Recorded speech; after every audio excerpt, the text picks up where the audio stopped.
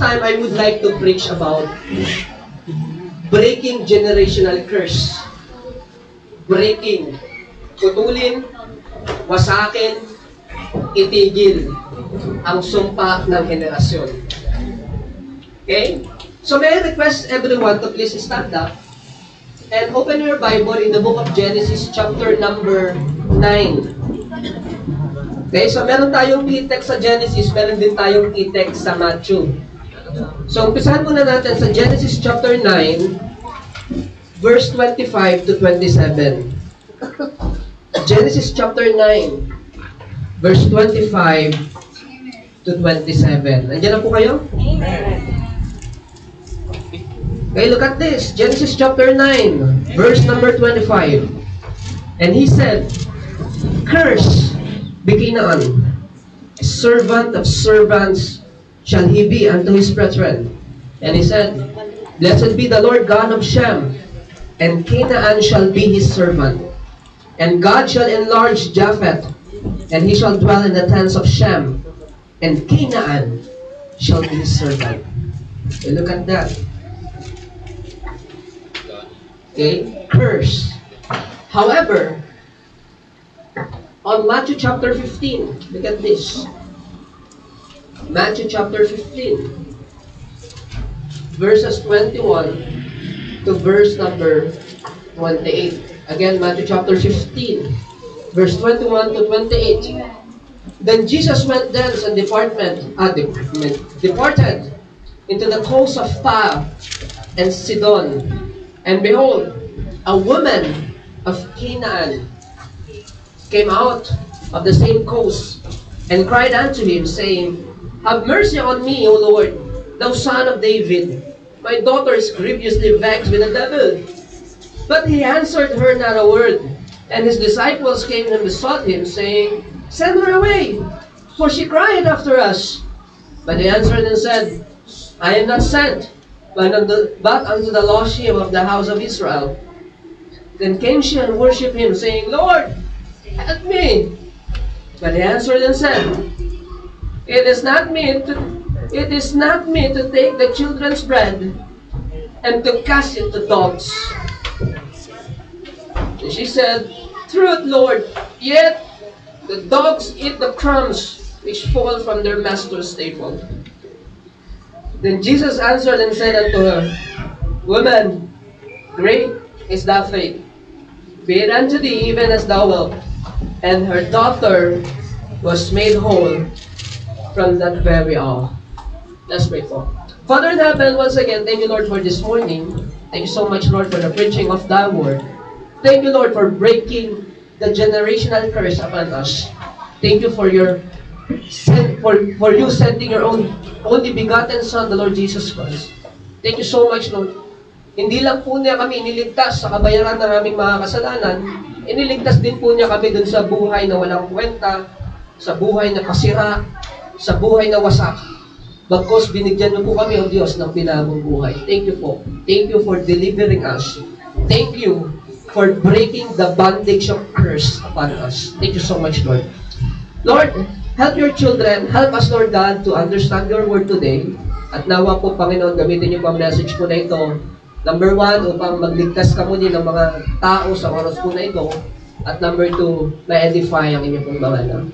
We commit everything to you, Lord. This is my prayer in Christ's name. Amen. And amen. Tayo po'y makakaupo na. Thank you so much po. Breaking generational curse. Breaking generational curse. Okay? What we read in Genesis chapter 9, okay? When you look at Genesis chapter 8, Genesis chapter 9, it's all about victory. Okay? That is the story of Noah. Yung siya po ay naligtas sa panganib ng ulan, ng baha. Okay? And we know the story. Okay? Nangaral si Noah for how many years? 100 years before the flood. And then the flood came. Kaya lang, ang naligtas lang, ang naniwala lang sa Diyos, si Noah at ang kanyang pamilya, buong pamilya. 8 people out of probably billions of people nung panahon po na yon, 8 people lang ang naligtas. And out of Noah, meron po siya tatlong anak, si Shem, Ham, and Japheth. But on Genesis chapter 9, merong nangyaring kakaiba. Si Noah, after the victory, mga kapatid, dumaong na yung arko dun sa Mount Ararat. And then after that, Noah worshiped the Lord. Okay, nakakita siya ng rainbow. By the way, rainbow is not a sign of pride. It is a sign of promise of God. Correct natin yan sa mga bata, no? Okay?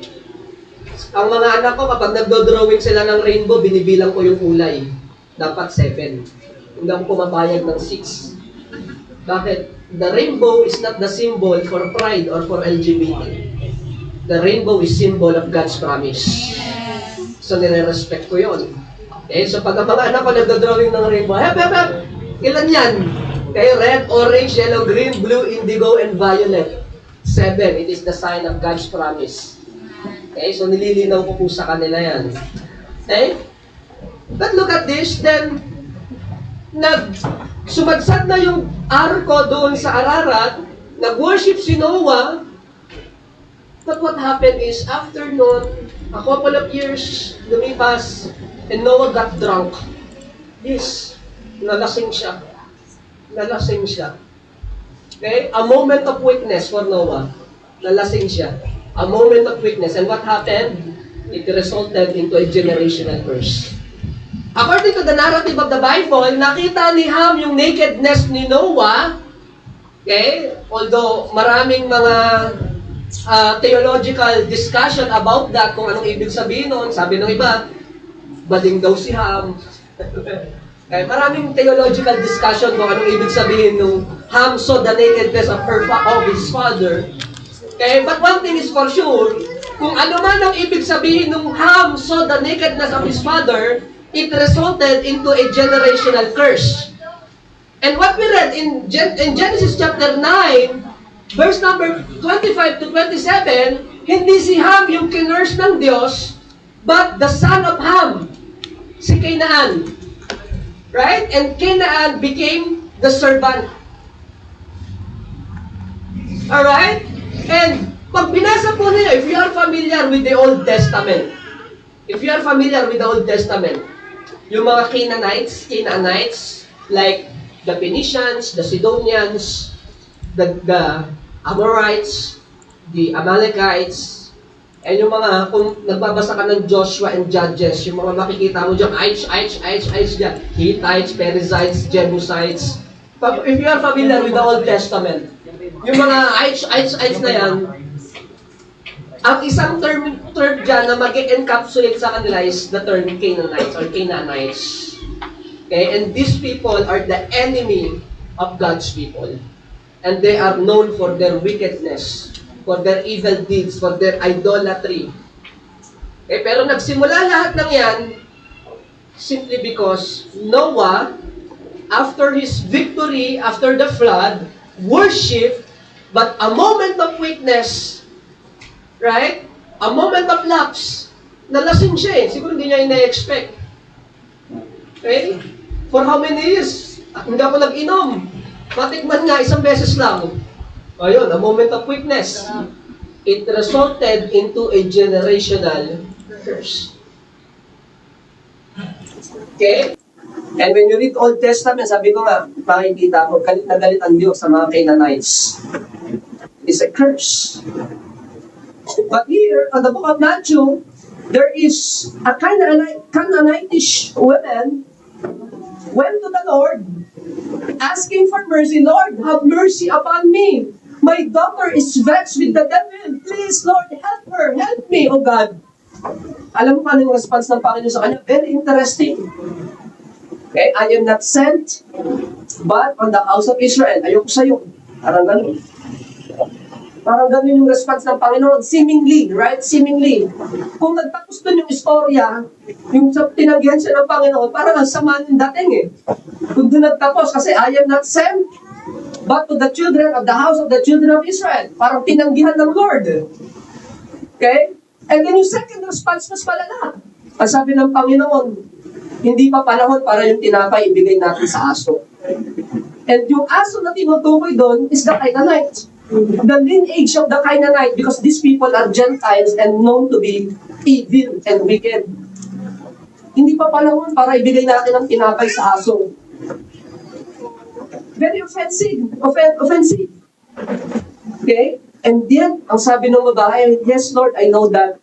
Pero kahit yung, alam mo yun, yung tira-tira ng tinapay, yung crumbs, ang tawag doon, yung mumu, di ba? Yung nahulog ng Lord. O, okay na ako doon. And yet, God honors her faith in honor ng Panginoon Hesus Kristo ang kanya pong pananampalataya. So this morning, I would like to preach about breaking this generational curse.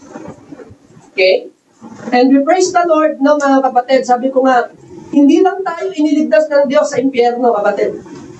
Iniligtas din niya tayo doon sa buhay na walang kakwenta-kwenta. Yes. He breaks the generational curse. This morning, some of us are member of broken family. Some of us, we have experience with addiction, whether alcoholism, whether drugs. Some of us, na-experience natin yan. Some of us has a history of brokenness, poverty. I want you to understand, mga kapatid, ang dahilan sa mga bagay na yan is not simply physical, okay, but it is also spiritual. It is a curse. Sumpayan, kapatid. Pero praise the Lord, nung nakilala natin ang Panginoon, God also break that generational curse. At yun ang pag-uusapan po natin sa umaga po na ito.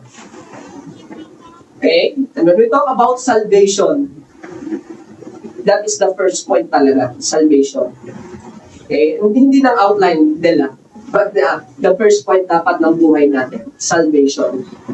So it is only through accepting the Lord Jesus Christ, you can only break that.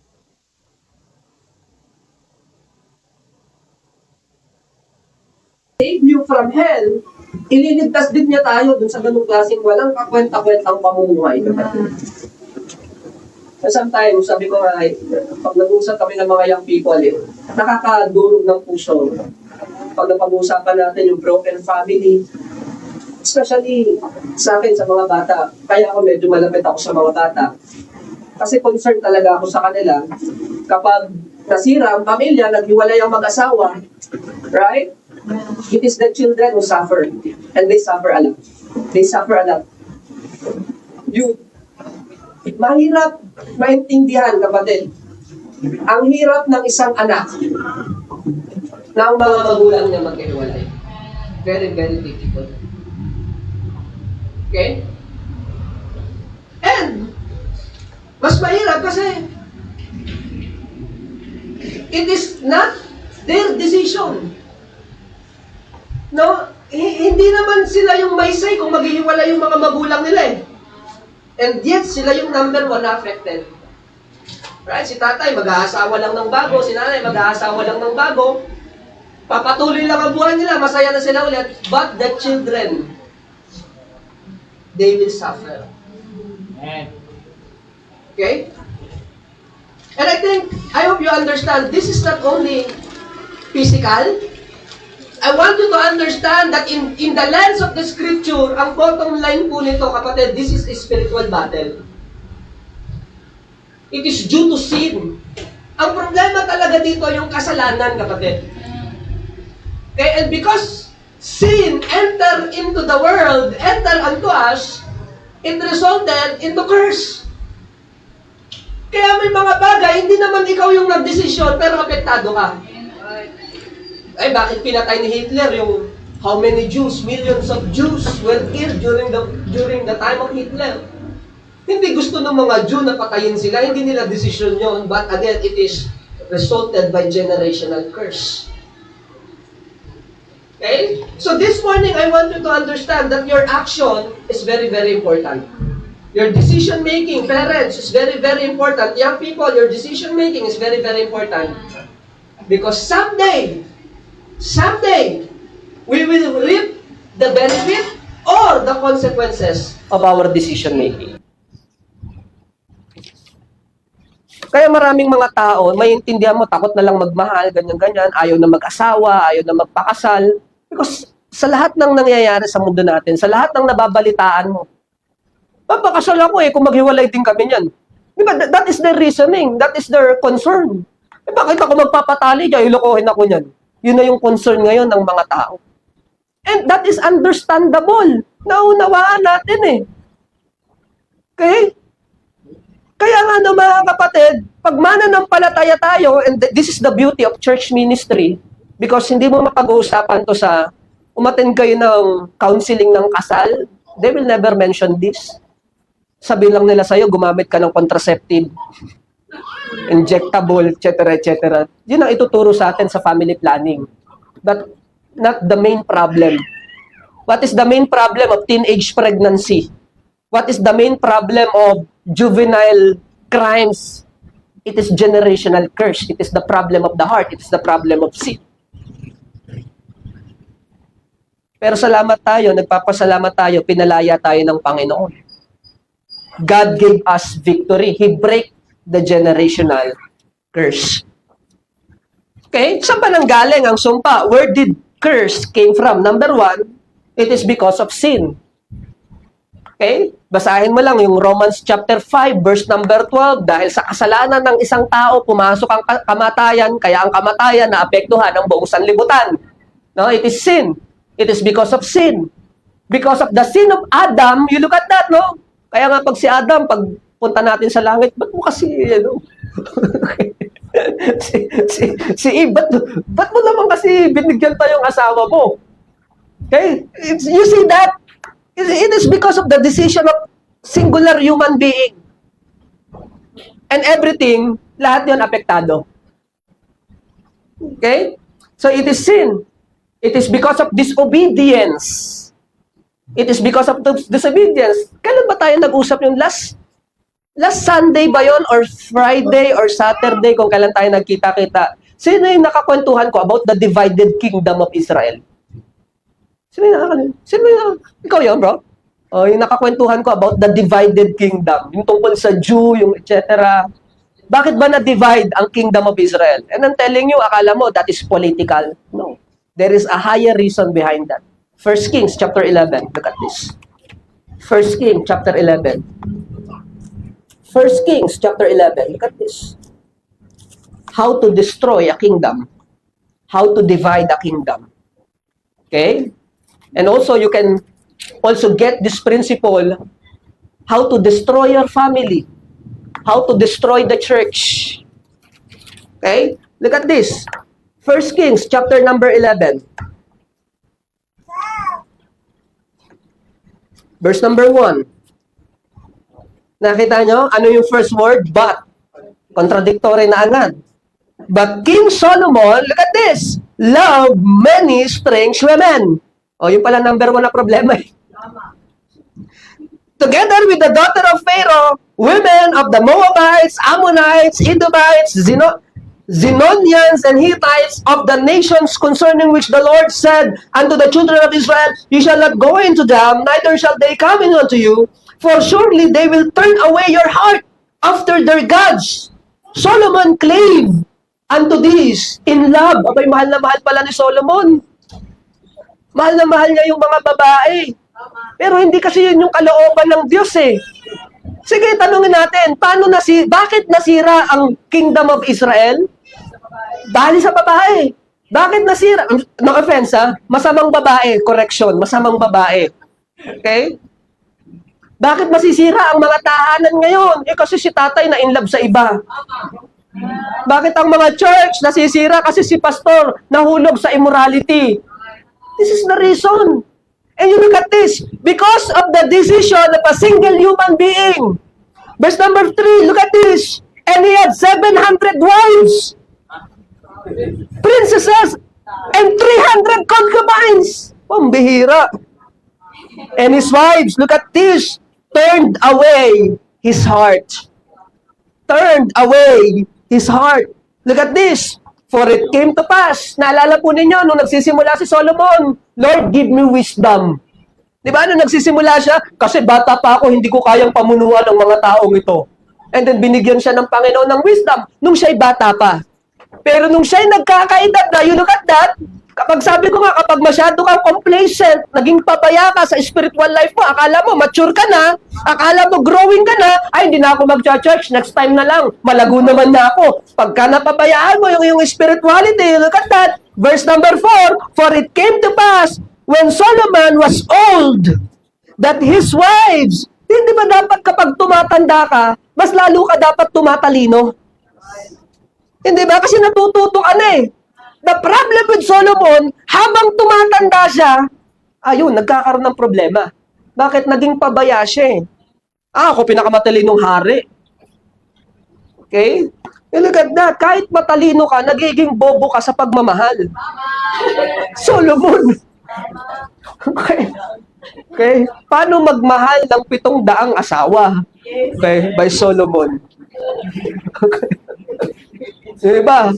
Turn between two lovers. Si Solomon turned between 1,000 lovers. But look at that. That his wives turned away his heart after other gods, and his heart was not perfect with the Lord his God, and was the heart of David, his father.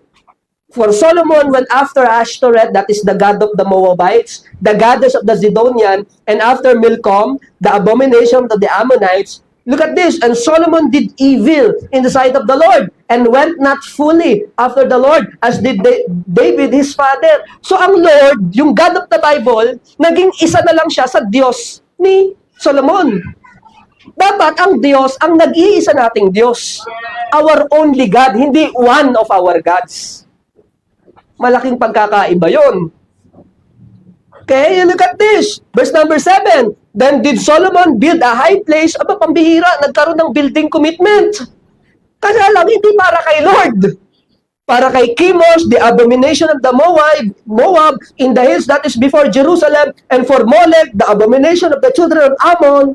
And likewise did he for all his strange wives burn incense and sacrifice unto their gods. Look at that. Anong result? Verse number 9. And the Lord was angry with Solomon because his heart was turned from the Lord God of Israel, which had appeared unto him twice. And he had commanded him concerning these things. Pinaalalahanan na siya ng Lord that he should not go after other gods. But look at this. But he kept not that which the Lord commanded. Pinaalalahanan na siya pero hindi siya sumunod. As a result, look at that, verse number 11, wherefore, this is the result. Wherefore, the Lord said unto Solomon, for as much as this is done of thee, and thou hast not kept my covenant and my statutes, which I have commanded thee, I will surely rend the kingdom from thee, and I will give it to thy servant. Notwithstanding, in thy days I will not do it for David thy father's sake, but I will rend it out of the hand of thy son. Howbeit I will not rend away all the kingdom, but give one tribe to thy son for David my servant's sake, and for Jerusalem's sake, which I have chosen. You look at that. Bakit na-divide ang Israel? Bakit nasira ang Israel? Because of Solomon. Okay? Due to the disobedience of a singular man. Again, generational curse. Okay, so this is kingdom. And what about family? Exodus chapter 20. Look at this. Exodus chapter number 20, kapatid. You look at this. Kaya mag-iingat tayo. Verse number 5. Exodus chapter 20. Verse number 5, look at this. Thou shalt not bow down thyself to them, nor serve them. Bakit daw? Huwag ka magkakaroon ng ibang Diyos. Bakit daw? For I, the Lord God, am a jealous God, visiting the iniquity of fathers upon the children unto the third and fourth generation that hate me. Kapatid, generational curse. Akala mo, bakit may addict sa pamilya? Wala namang addict sa amin. Bakit yung anak ko addict? Generational curse. Baka kako yung kinalolo-lolo-lolohan natin, may ginawang hindi maganda, ang nagsasaper yung future generation. Generational curse. Kapatid, bakit kaya ganun? Bakit kaya ganun? Okay? And that is, yun ang question ng maraming tao sa panahon natin ngayon. May mga bagay daw na sila ang nagsasuffer, pero hindi sila ang pumili. Kaya may mga ganon. At kapag pag-aaralan natin ang bottom line ng usapan, it is because of a decision-making of a singular man. Kaya nagsasuffer yung mga susunod na henerasyon. Again, the reality of generational curse. Okay? Number 1, the reality of the generational curse. Hindi chismis ito, kapatid. Hindi ito, alam mo yun, no, sinasabi mo lang yan, pastor, para takutin kami. This is reality of life. Okay? This is reality. Kaya ang bansa na hindi natatakot sa Diyos, sinusumpa ng Panginoon. Ganon din ang tahanan na hindi natatakot sa Diyos, isinusumpa ng Diyos. Bakit? Kasi yung curse, consequences yan ng pagtalikod natin sa Panginoon. Kaya nga ang sabi ng Deuteronomy, sige, mamili ka. Okay? Gusto kitang pagpalain, pero sumunod ka. Pero pag sumuway, sumpa ang naghihintay sa'yo. Yun ang sabi ng Deuteronomy. Gusto mo pala ng pagpapala bakit sa pagsuway ka pumunta? Dapat sa pagsunod. Okay? And the thing is, we talk about the generational curse, ang affected, hindi lang ikaw. Hindi ba may mga ganun tayo? Sana ako na lang. May mga ganun tayo Huwag na lang yung mga anak ko, sana ako na lang. Yun ang prayer natin kasi yung mga anak natin, ayaw natin na makita silang nagdurusa, ayaw natin na nakikita sila na nahihirapan. Okay? Pero dapat maunawaan natin na bilang isang mga magulang or someone with authority, God gave us the privilege and authority of leading, pero pagdating sa responsibility at accountability, mas mataas din yung nakaatang sa atin. Okay? The reality of generational curse. Look at that. Balik po tayo doon sa Canaan kanina, sa Genesis chapter 9. Canaan was cursed. Okay? Alam niyo si Canaan, hindi siya na-curse dahil sa sarili niyang kagagawan. It is because of the sin of his father. Yes, Genesis chapter 9, verse number 25 to 27. Kaya kinurse si Canaan, right? Wala namang kinalaman actually si Canaan Pag binasa mo yung narrative, nananahimik siya Pero siya yung kinurse. Okay? And sabi, your descendant will become servants among servants. Okay? That's curse. Pero hindi siya ang nagkasala doon. Ang nagkasala, si Ham.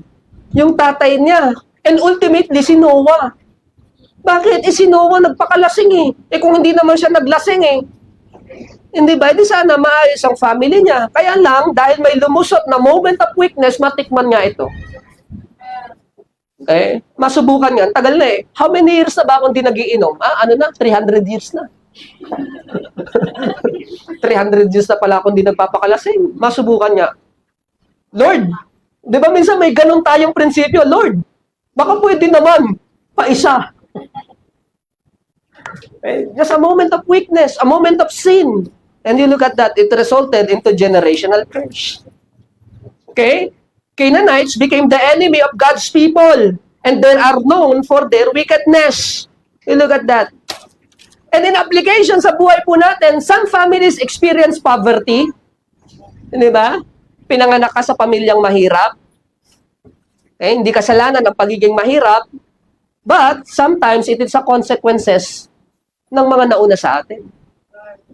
Hirap ng buhay.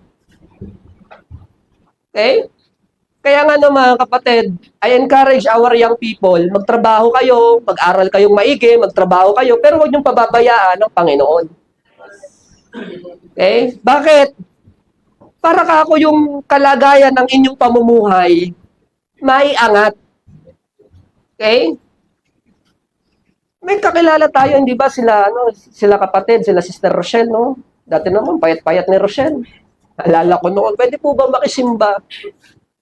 Pero nung pinagpala siya pa ng Panginoon, di ba ngayon, okay na. You look at that. Kasi magtatapat ka lang sa Panginoon Huwag mong pababayaan. Sabi, hindi mo kasalanang ipinanganak ka sa mahirap na pamilya, pero kapag mahirap pa rin ang buhay natin, there is a problem with us. Baka nakukulangan tayo sa pagsusumikap. Di po ba? Poverty. Okay? Some of us experience addiction. Okay? Malalang problema yan ang bansa natin. Drugs. Okay? I hope sa atin, no, wala naman siguro nagdodroga dito. Diba? Whatever form of drugs naman, yung pinagbabawal na gamot. Alam nyo, sa Amerika, legal ang marijuana. Sa Amerika. Medicinal marijuana. Kaya lang, hindi naman talaga medicine ang purpose ng mga nagmamarijuana sa Amerika. Okay? Ano talaga, ginagamit talaga nila as drugs. Maintindihan mo yung talagang medicine kasi pinag-aralan naman nila yan. Medicinal naman talaga. But the problem is, yung mga nagmamarijuana, hindi naman talaga for medicine. So, it's a problem. Drugs. Ngayon, ang dami ng mga bagong drugs ngayon na lumalabas. Yung latest, yung zombie drugs. Na kapag ininom mo, magiging zombie ka. Imagine that, no, mga kapatid. It destroys a lot of family. Maraming pamilyang sinira po ng droga. And then, you will see na akala mo ang droga, it's just a problem of physical. No. Drugs is not only physical. You look at the Revelations chapter 21 verse number 8.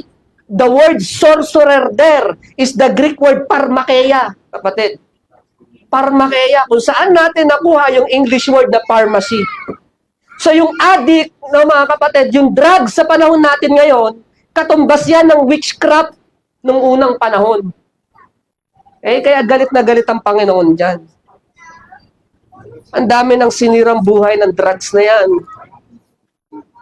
Okay? Brokenness. Even yung brokenness ng ating family. No, kapatid, sa mga bagong kasal, sa mga matatagal na, ang pag-aaway sa mag-asawa, normal yan. Normal yan. Ako talaga, hindi kami, sabi nung isa, kami talaga, hindi kami natutulog nang magkaaway kami. Kaya 3 araw na kami gising. Diba? Normal yun. Okay? Normal yun, no? Yung mga pag-aaway, hindi pagkakaunawaan, normal sa mag-asawa yan. Pero wag niyong hahayaan ang iyong pamilya, masisira ang buhay ng inyong mga anak, masisira dahil lang sa simpleng pag-aaway. Kaya nga commitment yan, till death do us part. Kamatayan na lang ang magpapahiwalay. So, wag tayong maniwala doon sa mga istorya ng fairy tale na nag-kiss lang sila and then they live happily ever after. Walang ganun. Okay, bawat araw yan, it is a decision making. Pagkagising mo, bakit ko kaya mahal tong taong to? Papaisip ka na lang eh. Bakit kaya pinakasalan ko to? No, yun ang sabi ni Sister Tam sa akin. Di ba? But it is an everyday, every moment decision that is commitment.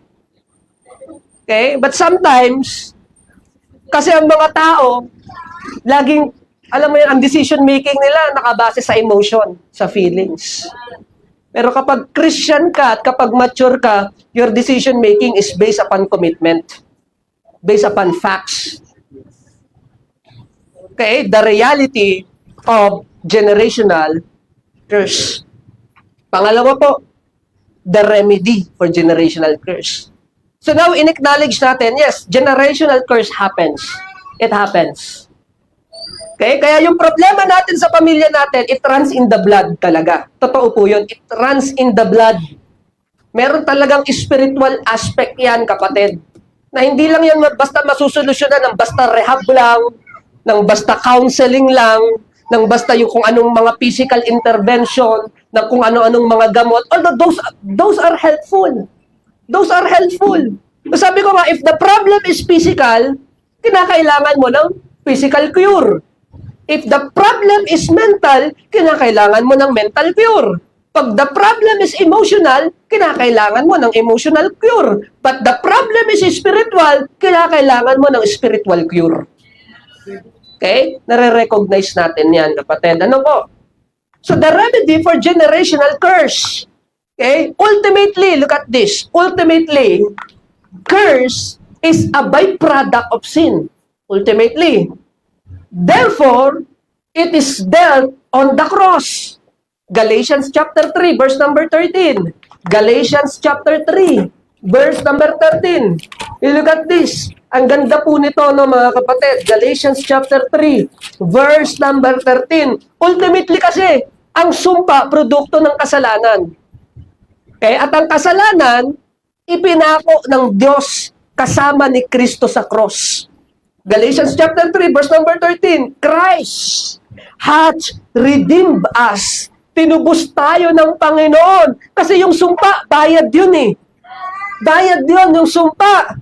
Ginawa mo ngayon, kinakailangan may magbayad. Okay? The principle of sowing and reaping.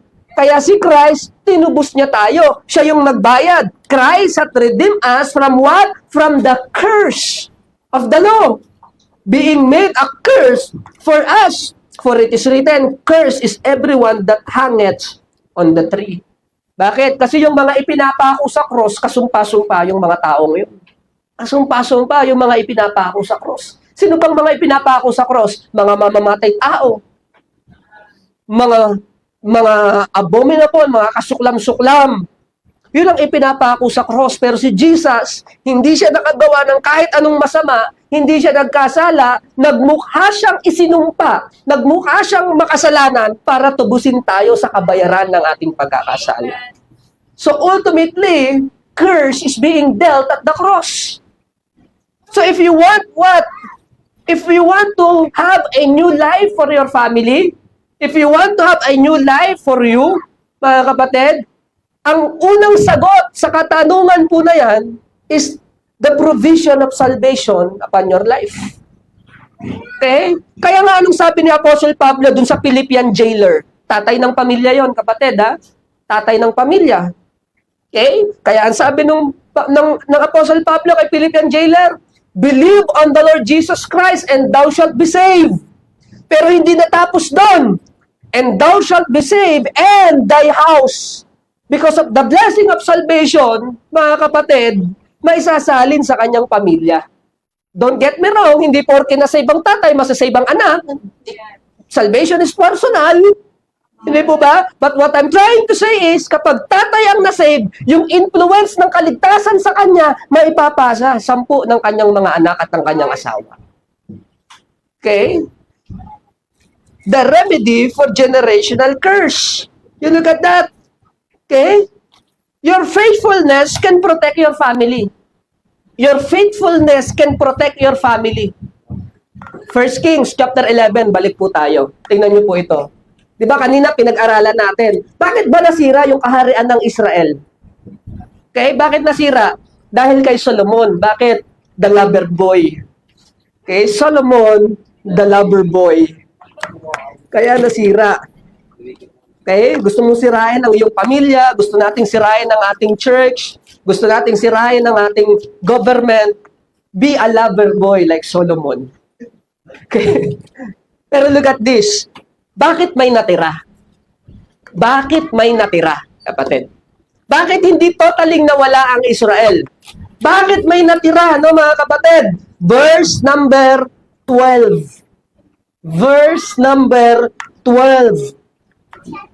1 Kings chapter 11, verse number 12. Notwithstanding, in thy days I will not do it for David thy father's sake, but I will rent it out of thy hand. Howbeit, I will not rent away all the kingdom, but will give one tribe to thy son, for David my servant's sake. Bakit? Yung katapatan ni David, pinoprotektahan pa rin si Solomon at ang Israel. Your faithfulness can protect your children. Your faithfulness can protect the future generation. Kaya pala hindi totaling nasira eh. Kaya pala kahit papano merong natira. Hindi na dahil kay Solomon yon, dahil kay David sa kanyang katapatan at pag-ibig sa Diyos. Kapatid, God will surely reward your faithfulness. And sometimes, or most of the time, hindi madali ang maglingkod sa Panginoon. Actually, no? May mga expenses yan, may mga costs yan, may mga inconvenience yan, may mga sacrifices yan, may mga sufferings yan. Eh, ganun talaga kapag kasi mas mahal mo ang isang tao, mas lalo kang nasasaktan para dun sa tao na yon. Di ba? Ganun naman talaga ang nagmamahal eh. Kaya yung pag-ibig natin sa Diyos, hindi ba? Merong sacrifice na involved, merong suffering na involved, pero okay lang yon. Bakit na mga kapatid? Kasi ang Diyos, ginagawa din niya yung trabaho niya eh. Pinoprotektahan niya rin tayo. Okay, so because of the faithfulness of David, yun yung nagsilbing proteksyon ng buong Israel. Okay? So, your faithfulness can protect your children and the future generation. Again, the remedy for generational curse. Balik tayo sa Matthew chapter 15, kapatid. Balik tayo sa Matthew chapter 15. Okay? So throughout biblical narrative, gusto kong makita po ninyo yung halaga ng chapter po na ito, ng narrative po na ito, ng passage na ito. Throughout biblical narrative, pag sinabi mong Canaanites or Canaanites, masasama yung mga tao na yung kalaban ng Diyos yan. Hindi ba? Yun ang Canaanites. Kaya nga, very interesting itong nakalagay sa Matthew chapter number 15. Bakit? On verse number 22, may lumapit sa Panginoon na isang babae, hindi siya Israelite. Ano daw siya? A woman of Canaan. Okay? And that woman, her lineage, yung lineage niya, yung lahi niya, kapatid, it is cursed. It is cursed. Again, binaybay natin as early as Genesis. Yung lahi niya, it is cursed. Okay? At alam lahat ng mga Israelite, that is the case.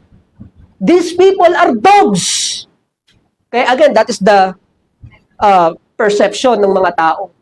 Okay, that is the cultural perception ng mga tao. Mga aso yung mga yan, mga askal yung mga yan, huwag kayong lalapit dyan. Okay, mababa sila. Because their lineage, her lineage is cursed. Huwag kang lalapit dyan. Okay, yung mga taga-ano, di ba may mga ganong lugar sa Pilipinas, yung mga gantong lugar, huwag kang pupunta dyan, puro mga tao dyan. Di ba may ganun tayong connotation? Huwag kang pupunta rin sa lugar na yun, sa compound na yun, huwag kang pupunta doon, mga tao doon, mga salot. May mga ganun tayong connotation. Mga aso yung mga yan. Hindi po ba? Pero siya, lumapit siya sa Panginoon, kapatid. Lumapit siya sa Panginoon. Okay? Lumapit siya sa Panginoon.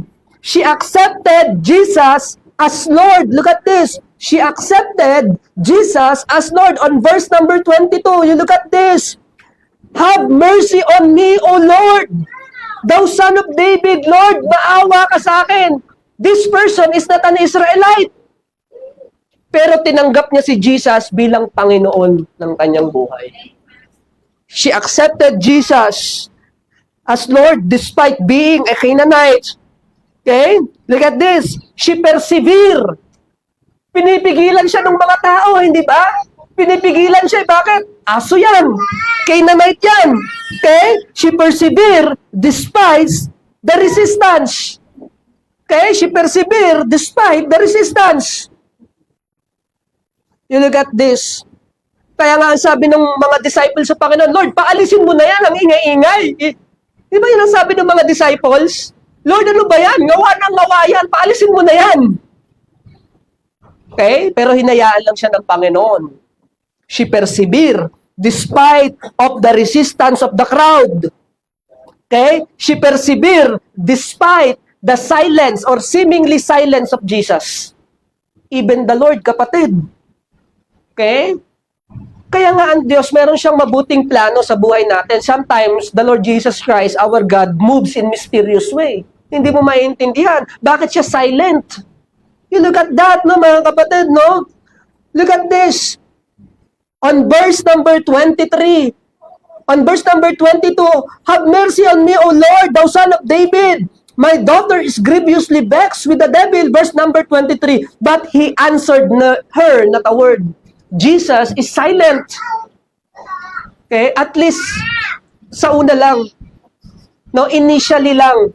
Buti hindi natapos dito yung istorya. Kasi kung natapos dito, magagalit ako sa Panginoon eh. Lord, ba't di mo pinansin? Napaka-indifferent mo naman. Kung natapos dyan ang istorya. Pero hindi natapos dyan eh. The Lord Jesus Christ initially was silent because that is a test. Kaya sometimes sa buhay natin, kapatid, May mga pagkakataon, seemingly, parang hindi nakikinig ang Diyos sa panalangin natin. Seemingly, walang answer. Anong magiging desisyon mo? Magiging response mo? Titigil ka na lang ba sa paglilingkod dahil seemingly hindi nakikinig ang Diyos sa iyong mga panalangin? Or we will persevere? Tagal-tagal mo lang hinihintay ang prayer na yan, hindi pinagkakaloob. Ibig bang sabihin nun, hihinto tayo, Lord? Parang ang tahimik mo naman. Hindi mo ba ako pinakikinggan? Nakakatampo ka naman eh. Di ba may mga ganun tayo? Okay? Ito mas malala. Sumunod, nag-response nga ang Panginoon. Look at this. On verse number 23, and he answered not her a word. And his disciples came and besought him, saying, send her away, for she crieth after us. Pauwiin mo na yan, Lord. Ang ingay-ingay naman yan.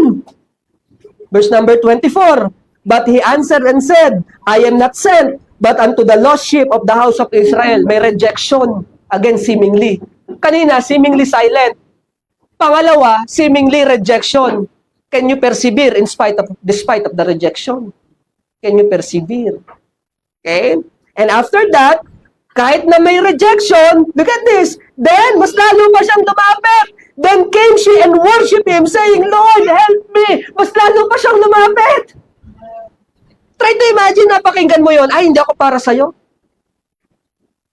Imbes na magdamdam siya, imbes na magtampo siya, imbes na umalis na lang siya, mas lalo siyang lumapit sa Panginoon. Lord, mas lalo kung kailangan ng tulong mo. And look at this on verse number 26. But he answered and said, it is not meet to take the children's bread and to cast it to dogs. Ouch! Lord, ano ba to? Kanina silent ka. Tapos may rejection. Tapos sabi mo, hindi ka para sa kanila. Tapos ngayon sinabihan mo ng aso yung tao. Okay? But look at this. Imbis na magalit siya sa Panginoon, sa seemingly bad attitude. Seemingly, kapatid, kasi hindi naman natapos yung istorya dyan eh. Anong sabi niya on verse number 27? Okay? And she said, truth, Lord, totoo, aso ako. And that is my situation. Yet, the dogs eat the crumbs which fall upon their master's table. Lord, alam ko, aso ko. Pero konting awa mo, okay na ako. And look at that, on verse number 28, then Jesus answered and said unto her, O woman, great is thy faith. Kaya nasabi ko, that is only a test. That is a test. O woman, great is thy faith. Be it unto thee, even as thou wilt. And her daughter was made whole from that very hour. The remedy for generational curse. She persevered despite of the resistance of the crowd, of the silence of Jesus, and the seeming indifference. Pero lahat yon test lang. But she persevered. She declared her faith upon the Lord Jesus Christ, and as a result, Jesus acknowledged her faith. Number one, she received mercy. Nakatanggap siya ng awa. And her prayer got answered. Amen. Ba't siya pumunta kay Jesus? Kasi yung anak niya may problema. In spite of her lineage, in spite of her curse, lumapit siya sa Panginoon and Jesus break the curse upon her. You look at that? Upon her, she received mercy. And not only her, the benefit of salvation, the benefit of knowing Christ, also translated to her daughter, breaking the generational curse. Number one, the reality of generational curse. Totoo yan. Number two, the remedy for generational curse, and it is dealt upon the cross. We praise the Lord for His redemption. We praise the Lord for His deliverance. Number three, and my last point this morning, may remedy na eh. Di ba? Praise the Lord for the remedy. Lord, thank you po for the cure. Imagine, kakalaro ng mga bata dyan, kakalaro mo dyan, na-discover mo may gamot na pala sa cancer. Oh. Di ba? Kakasalin nila Chad ng mga chemical, ng kung ano-ano, mga bawang, sibuyas, and then out of that, na-discover mo, ay, ito pala yung gamot sa cancer. What will you do? You will tell it to everyone, naka-discover ako ng gamot sa cancer. The remedy is Christ. Right? The remedy. ang sagot sa kasalanan at susumpa, walang iba kundi ang Panginoong Hesukristo. Okay, so that is the remedy for the curse. Number 3, the release from generational curse. And when we say release, faith in Christ. Look at this. Faith in Christ cancels generational curse upon you and upon your family. He cancels it. Okay? Yung pananampalataya natin sa Panginoon. How? Paano? Paano mawawala? Paano tayo mapapalaya sa tanikala ng sumpa na yan? Number 1, accept Jesus. Salvation is the first. Accept Jesus. Believe Him that He truly died for you. Okay? And yung kanyang kamatayan, kabayaran po sa ating mga kasalanan. Kasi not until such time that we humbly accepted the Lord Jesus Christ as our Lord and our Savior, walang sagot sa problema ng kasalanan. Okay? Tingnan mo yung kilalang mga tao, ang yayaman naman, ang pepera naman, hindi ba? May mga posisyon sa gobyerno, mga makapangyarihan. Pero bakit ang buhay nila pariwara pa rin? Sira pa din. Kasi wala yung Diyos eh. Wala silang Kristo sa buhay, kapatid. Okay? So accept Jesus. Believe Him that He truly died for you, rose again. For what? For our salvation, for the payment of our sin. Number 2, renounce sins. Itakwil mo ang pagkakasala. Itakwil mo ang pagsuway, kapatid. Bakit? Kasi yung sumpa, produkto yan ng pagkakasala. At yung pagkakasala, produkto ng decision making natin. So let us decide. Okay? Let us renounce, let us denounce sin and disobedience. Pangatlo, pass on godly heritage. Mga nanay, mga tatay, di ba tayo po, pinag-aaral natin yung mga anak natin para magkaroon sila ng maliwanag na kinabukasan. Di ba? Kaya nga, kahit mahirap ang buhay, dapat yung anak natin, I do not know kung may tumatanggap pa rito na 10 piso isang araw ang baon. Meron pa ba? Meron pa. Salamat naman. Okay. Mga anak ko, hindi pwede. Kinakailangan merong pabao, may pagkain para di sila magutuman sa school. Eh, at syempre, para habang kumakain yung ibang bata, sila naman, hindi sila naiiwan. Kasi ayoko naman na yung iba kumakain, sila hindi. Diba? Ano nang magulang yan eh? Pag-ibig natin yan sa mga anak natin eh, bakit nagsasakripisyo tayo? Diba? Kinakailangan meron kang 2 o 3 trabaho. Si pastor ng mga kapatid, may mga racket din ako, hindi nga lang masyadong ayag. Syempre, nagpapastor ako eh. Diba? Pero kahit pa paano, mauunawaan mo din, may pamilya akong binubuhay eh. Diba? Hindi ko naman pwedeng, bukod kasi sa pagpapastor, tatay din ako, kaya kinakailangan gampanan ko yung pagiging tatay ko. Hindi ba? So tayo dahil sa pag-ibig natin sa pamilya natin, sa mga anak natin, at gusto natin magkaroon sila ng matiwasay na kinabukasan. Eh, kaya nga lagi natin sinasabi, nak, yung mga hindi ko narating, ikaw na lang. Diba? Yun ang prinsipyo ko ng mga kapatid. Hindi para dahil makinabang ako sa kanya later on. Hindi ganun. Dahil lang sa pag-ibig ko sa mga anak. Okay? Dati ang pangarap ko, mga kapatid, gusto ko maging, alam mo yung gusto ko ng school. Gusto ko maging principal ng isang school. Gusto ko magkaroon ako ng school, pagmamayari na sariling school. Yun ang gusto ko, yun ang pangarap ko sa buhay. Okay? Gusto ko maging abogado. Nangangarap din akong kumuha ng law. Hindi pa naman huli ang lahat. Okay? Naka-ano pa rin naman yan. At least at the back of my mind. Pero ang pinakapangarap ko ngayon sa buhay ko, gusto ko maging, alam mo yung bridge ako. I want to be the bridge. Para yung mga anak ko, marating nila yung pangarap nila. Yun ang gusto kong mangyari. Okay? Alam mo yung maging, sabi ko nga, pinagpe-pray ko sa Panginoon na pinag-uusapan naming mag-asawa, ayoko na hindi maaabot ng mga anak natin yung kanilang pangarap kasi we are unable to give them what they need. Yun ang, siguro yun ang pinakamasakit na bahagi ng isang pagiging magulang. Na ang anak mo may pangarap pero hindi niya maabot yung pangarap kasi yung magulang walang kakayahan para masuportahan yung kanyang anak. Yun ang ayoko. Yun ang ayoko. Okay? But what I'm trying to say is, dahil sa pag-ibig natin sa ating mga pamilya, sa ating mga anak, gusto natin magkaroon sila ng matiwasay na pamumuhay kinabukasan. Pero kapatid, hindi lang pisikal na aspeto ang dapat pinaghahandaan natin. Baka kako pinag-aral mo yan, ang ganda-ganda, edukado, matalino sa eskwelahan, pero sira ang spirituality. Walang kinikilalang Diyos. Matalino nga, nakapag-aral nga, kaya lang, walang transformed life kasi unsaved. Yun ang ayaw natin. Okay? So let us teach our children the right way. Teach your children the way of God. So what? So they will walk in the path of blessing and not bondage. Teach them the way of God. So they will walk in the path of blessing and not bondage. Breaking the generational curse. Alam mo kapatid, matalino ang Diyos eh.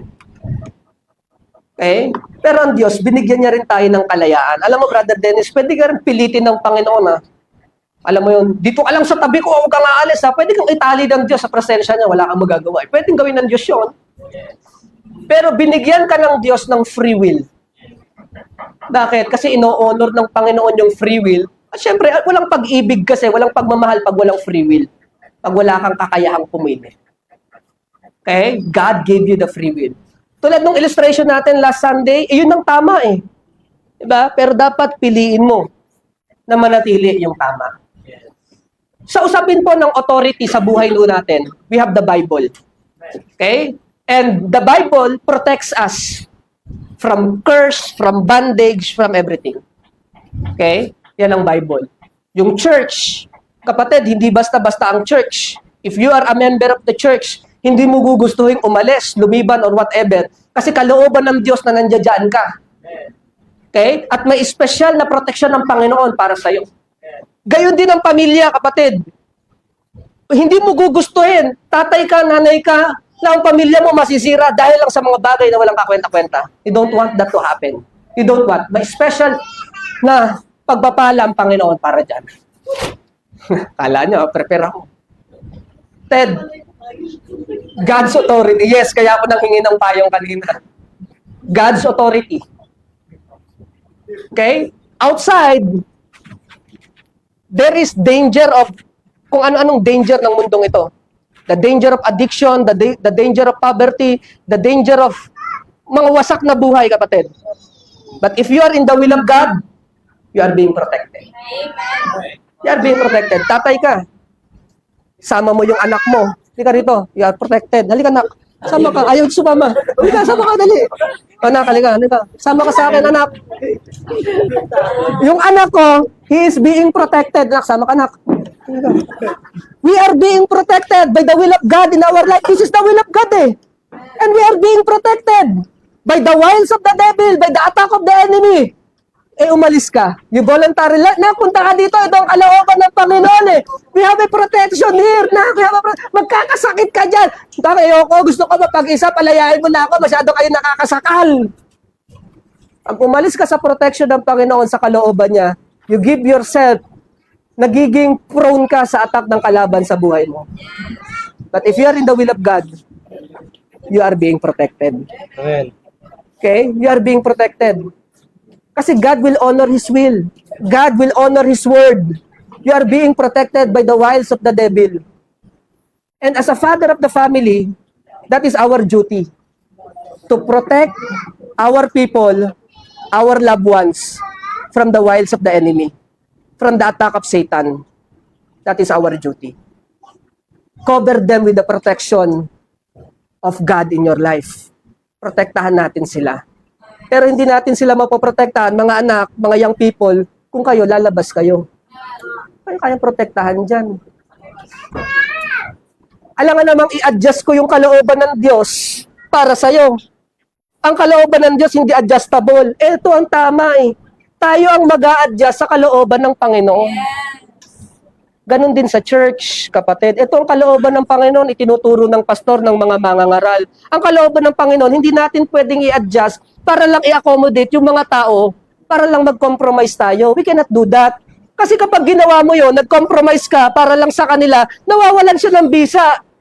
Paano mo poprotektahan siya sa mali kung sasamahan mo siya sa mali? Hindi ba? By doing what is right, you are being protected. Okay? Okay na po. Our young people, kapatid, build a new life. No? Break the cycle and build a new legacy with your family. Kung ipinanganak ka sa isang broken family, nasira pamilya mo, hilingin mo sa Panginoon na yung bubuuin mong pamilya hindi sira. You don't want that for your family. Okay, let us break that cycle. Okay, that cycle should end with you. Kung product tayo ng sirang pamilya, product tayo ng addiction, whatever, let that curse end with us. Dapat huminto sa atin yon at hindi natin siya maipasa sa pamilya na bubuuin natin. Breaking the generational curse. In our conclusion, break the cycle. Break the cycle. And build new legacy for you. Build a new legacy for you and your family. Thank you so much po sa inyo po pakikinig. Tayo po na tayo mo po. At tayo po yung nangalan. Father in heaven, once again, thank you po for the preaching of thy word. Thank you po. And thank you, Lord, for giving us your word to be our guide, our standard for our faith and for our practice. Indeed, Lord, there is protection in your will. Ang sabi nga po, the safest place here on earth is under the will of God. Kaya Lord, tulungan niyo po kami. Huwag po kaming umalis sa inyo pong kalooban. Huwag po kaming humiwalay po sa inyo. And Lord, continue to protect us. Continue, Lord, to cover us by the blood of the Lord Jesus Christ. Protect us from any harm. Protect us from the attack of Satan, from the wiles of the devil, influence of this world. Lord, please help us.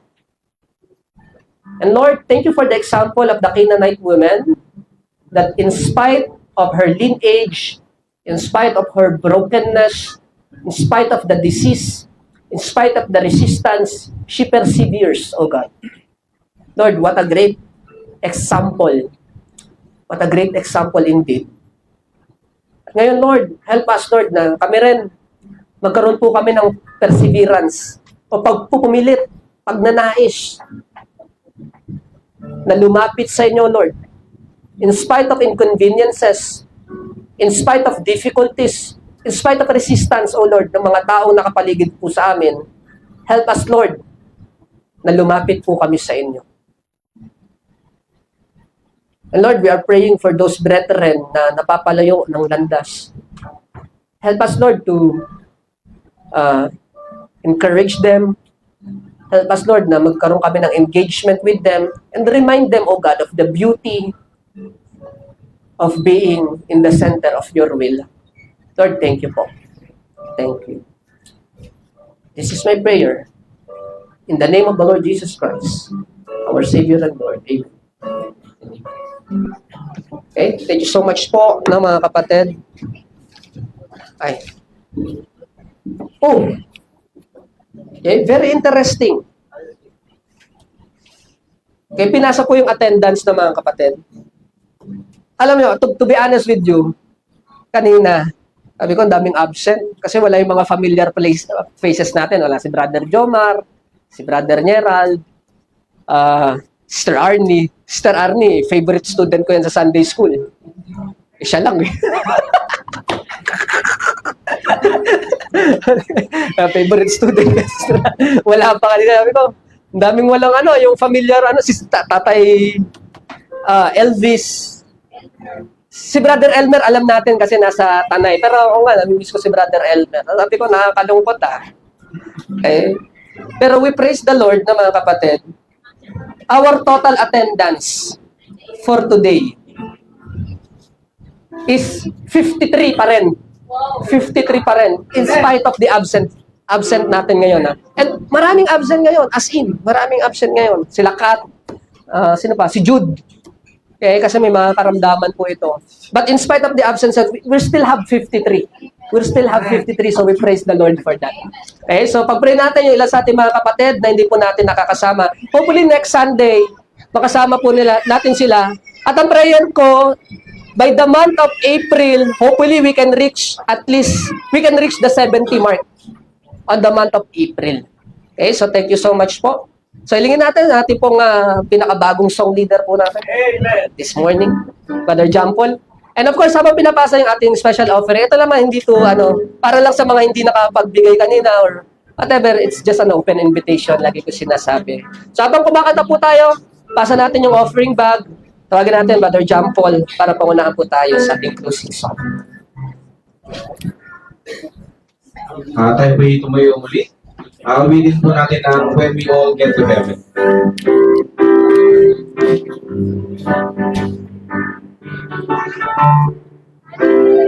First stanza na, ready? Sing the wondrous love of Jesus, sing His mercy and His grace. Sing thou righteous, bright and blessed, He'll prepare for us a place. When we all get to heaven, what a day of rejoicing that will be. When we all see Jesus, we'll sing and shout the victory. And while we walk down the valley, as we know the sky, and from these are over, and the shadow of the sun. When we all get to heaven, what a day of rejoicing that will be. When we all see Jesus, we'll sing and shout the victory. Let us then be true and faithful, trusting, serving every way. Just by faith of living glory, we'll not miss a blessed day. When we all get to heaven, what a day of rejoicing that will be. When we all see Jesus, we'll sing and shout the victory. Onward to the bright before us, soon His face will be known. Soon the pearly gates will open, we shall dance with the Lord. When we all get to heaven, what a day of rejoicing that will be. When we all see Jesus, we'll sing and shout the victory. Okay, please all be seated po. I have a announcement lang po to make bago po tayo mag-end. April 16 to 17 is our church camp. Ito po ay magaganap po sa Silang, Cavite. Okay, so maghanda lang po tayo ng 500 po each, no, mga kapatid. Kasi yun yung bayad lang dun sa ating venue. So we encourage everyone. I know some of us, Pastor, wala pa kaming fund. Basta magkaroon muna tayo ng desire na pumunta. And the fund, I know it will come later. Okay, so yun muna. I-set aside natin yung April 16 to 17. Holy Week naman po yan. Okay? Sa may mga kakayahang magpasobra sa 500, feel free to do it. Okay? Sa mga hindi kayang umabot sa 500, okay lang din naman. Ang importante, sama-sama tayo. And we can pray to God and let's see how the Lord provide all the things mo dyan. Okay? Pero for the meantime, April 16 and 17, our church camp. Sa mga visitor po natin, you are encouraged to join. Open po ito para sa lahat. Open po ito para sa lahat. Alright? Ano po yan? 2 days and 1 night po tayo. 2 days and 1 night. Okay? Sa Silang, Cavite. Medyo malapit lang po para hindi tayo masyadong malo sa biyahe. Alright? So, April 16 and 17. Another important announcement to make, this is very, very important. Kung nakita po ninyo kanina, yung mga bata po natin nagsisiksikan na. And tayo rin po nagsisiksikan na halos. No? Kaya siguro, hindi tayo makumple-kumpleto. Kasi medyo maliit yung place natin. So I would like to announce, kapatid, though wala pa itong procedure na nabubuo, pero I would like to formally announce that your pastor started praying for a lot. For a lot. Okay? Although wala pa itong procedure, saka pa lang natin dadagdagan, saka lang natin ilalatan yung procedure. But I want you to know that the pastor is already praying for a church lot. And when we say church lot, no, mga kapatid, and I wanted to be clear with you, the property po, hindi po yun ipapangalan sa akin. Because that is not my personal property. Yung lote na pinagpe-pray po natin, na mabibili natin sa biyaya po ng Panginoon, ipapangalan yun sa church. Because that is church property. Amen. So I hope, ipag-pray niyo rin po, mga kapatid. I know it sounds impossible, pero I know God will provide. And later on, magde-develop po tayo ng mga plans and strategies. Paano siya magiging possible? Pero for the meantime, let us continue to be faithful with the Lord. At gusto ko lang ma-share sa inyo, ma-channel sa inyo yung desire, yung prayer natin. We are praying now for a church property. Kung magkano, 5 million to 7 million. I know, malaki siya. But we are praying and I know God will provide. Okay, we don't know how, we do not know when. Pero ang importante, mag-start na po tayo manalangin. Okay, so I encourage our program committee, gawa na tayo ng parang, at least every time na makikita natin sa ating church, every time na makikita natin, makapagpapaalala sa atin na we are praying for a church lot. Okay? So, yun po. Kasi sayang din, 10K tayo per monthly sa rent natin, 10K. Konti na lang, baka makakita tayo ng, hindi naman, pero konti na lang inatagdag mo. 140,000 na lang. Makakabili na tayo ng ng lot. Okay? But anyway, basta pray, and I know God will answer. Okay, so let us ask, sino naka-assign for Let us ask Brother Joseph to lead us in our closing prayer and also to pray for the people.